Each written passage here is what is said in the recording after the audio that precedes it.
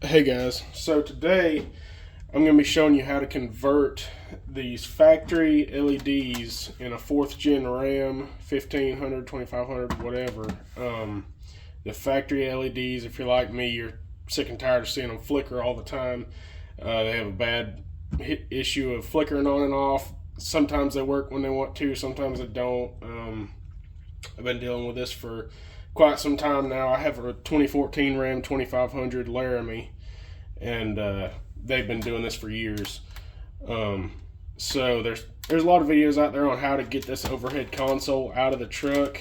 It's not a terrible job. It's just a matter of unclipping several wire connections. There's a connection goes in here, one right here, one here for your little ambient light inside the cab. And if yours is like mine, has a sunroof, then you're going to have this connection point right here. This one can be a little bit of a pain. I didn't know how to get it off. There's not a lot of slack on the wire up in there, but there's a little tab right here that if you have a little screwdriver like this, you can get it between the clip and that tab and pry that tab out a little bit, and you'll be able to get it right off. And then there'll be a connection right here that's for the lights. So once you have this down and out of the truck, you have to separate this black part from this gray section, and this is super easy. It's held in with these little, I mean, honestly, kind of cheap clips all around the edge. Nothing hard at all. You just kind of push it out like that, and it is kind of like hinged on the end right here. It's got these ears that hold in, so once you get this part in, then this end slides out like that. Now you can set this to the side. You don't need this for anything. So these are supposedly non-replaceable LEDs, and this is what this non-replaceable LED looks like. It's quite an odd looking LED, obviously made just for this particular application. And this is underneath these little reflectors right here. And from Dodge, these reflectors they have these little plastic pieces right here. These are going to be mushroomed out on each one. There's 3 on each one. There, there, and there. It's just little plastic tabs that's holding these little reflectors on. And they're just kind of mushroomed out. And what I found you can do is, I don't even have the ideal setup here, but just some needle nose pliers. Ideally, you would have a smaller pair than this. You can just get in there and grab it and squeeze it and work it so that it's not mushroomed out anymore, to where you can pull this reflector off here. So I've actually already replaced this one. So what I'm doing is replacing this bulb with a T15 LED. So you can get these there all over Amazon and everything. Just a T15 LED, or not a not a T15, a T10. A little T10 LED just like this is what you're going to need. 2 of them. And it will replace this bulb right here. So once you get all these squished in, all of these little mushroomed pieces, now in my case I've already done it, so they're already squished in. Oh, and before I get ahead of myself, as far as looks wise, this looking through the lens, that is the factory LED still in there, and looking through this lens, that's the aftermarket LED. So as far as looks from that exterior, there's no difference in look wise. So once you get all of these mushroom heads squeezed out, some people I've seen just cut them off, but then they have to super glue it on, and that's just going to make it worse if you ever have to replace these bulbs.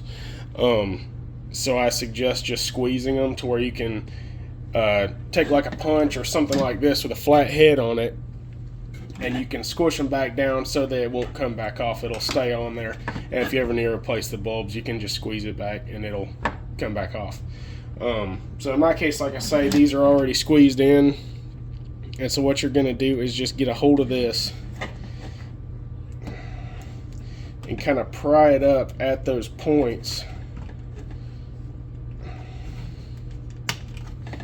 So you're just kind of prying it off of those spots, and it's still hung on at this one down here. If you need to, you can get a little screwdriver or something and get that under there and pry it off like that. And then you're just gonna, the bulb then at that point will be holding it in where the bulb's plugged in, and then you're just gonna pop that straight out, and you can see the socket right there where the bulb plugs in. And then this is gonna have your bulb hung on the back side of it. And it's got these two kind of hinge pieces, one here and one here, and then this little clip holding it right here. Super easy to take it off. You can look at this clip and tell. All you do is kind of push this clip in, this little chrome clip right here. You just push it in while prying up on the bulb, and then ta-da, that comes off of there. You swing that up, and then it comes off these, the back side's just like hinge pieces, and you're just gonna slide it up off of those hinge pieces, and there you go. The bulb is out, and you can set that to the side. Now what you're going to want to do, you can set this to the side also. This is your reflector. Now you're going to take your T10 LED, and you're just going to plug it in into that socket where the original bulb was plugged in. Super easy. Just plug that in there, and it works just right, height wise and everything. Once you get that in there, make sure it's in there good. You're just going to take this reflector and reinstall it back on those little pin points. You're going to stick it back on those little pins, and then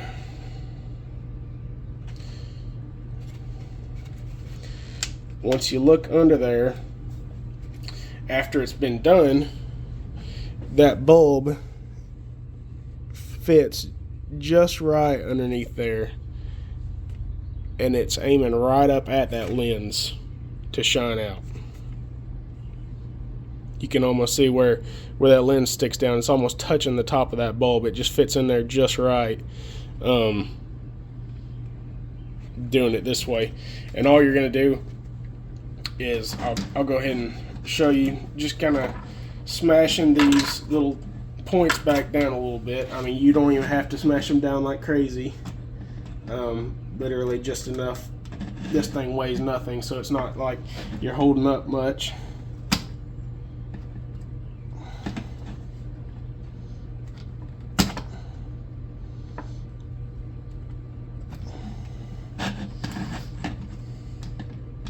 Okay. Now that I got those back smashed down a little bit, they're not wiggling around any, so that's good. Let's see.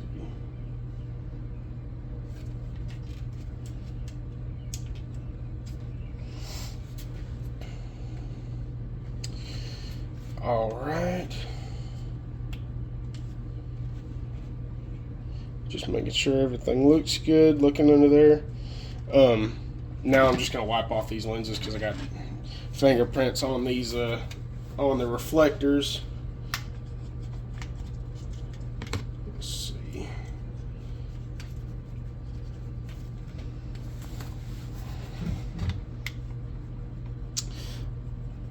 Ideally, I do not want fingerprints all over up there in my lights to see for years to come. And then all you're gonna do, this is again a super easy part, putting the gray and the black pieces back together. So you're just gonna take your black piece, and see it's got these little ear tabs on it right here. You're just gonna slide these. You're just gonna slide these in right here.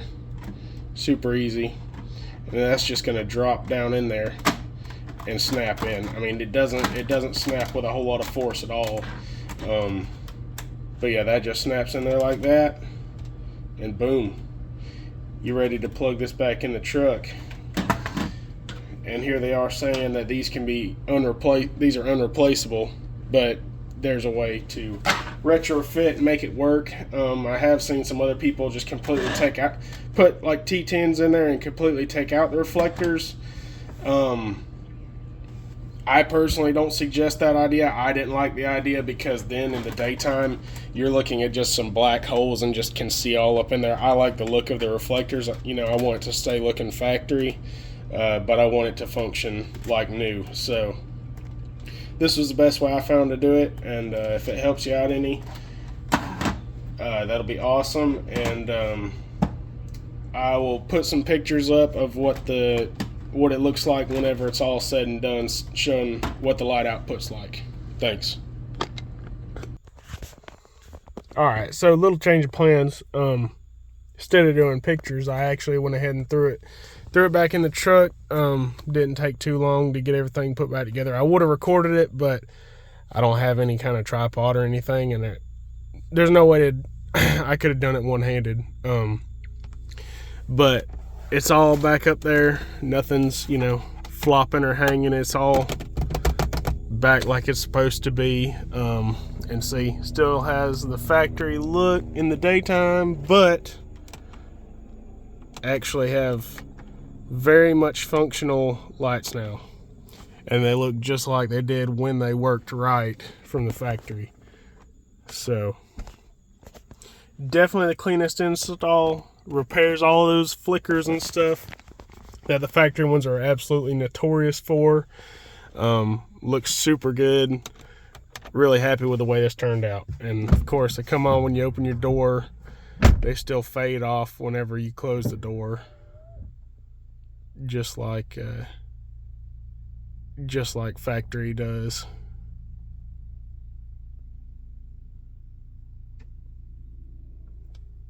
Well, I say that. Maybe they'll go off.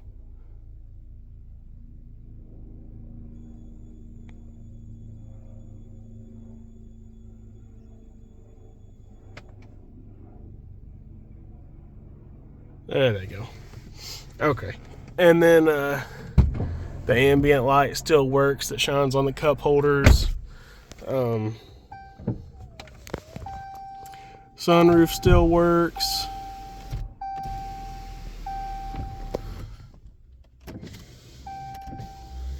Back glass works, everything. So we are good to go. Looking real nice now. So that's the end of that project. These are the lights I used. I just had a whole box of these. There's a lot of different interior lights, but that is the brand I used. Not saying I suggest this brand. I just happened to have them and decided to go ahead and swap them out. I did already replace my tag lights. That's a really simple job to replace the tag lights with LEDs.